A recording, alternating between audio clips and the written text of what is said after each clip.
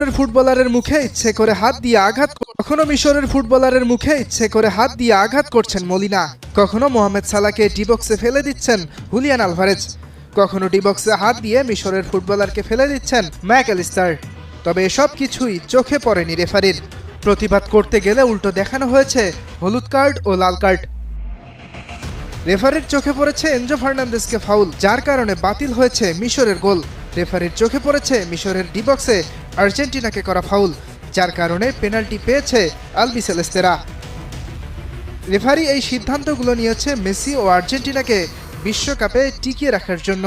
আর্জেন্টিনার বিপক্ষে হারের পর এমন দাবি করেছেন মিশর কোচ হোসাম হাসান। বিশ্ব চ্যাম্পিয়ন আর্জেন্টিনার থেকে ভালো খেলেছে মিশর, তবে রেফারি পক্ষপাত করে হারিয়ে দিয়েছে আফ্রিকার দেশটিকে, এমন দাবিও করেছেন হোসাম।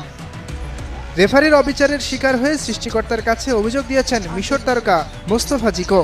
ফিফা আর্জেন্টিনাকে এভাবে চতুর্থ বিশ্বকাপ জিতিয়ে দেবে, তাই আগেই অভিনন্দনও জানিয়েছেন তিনি।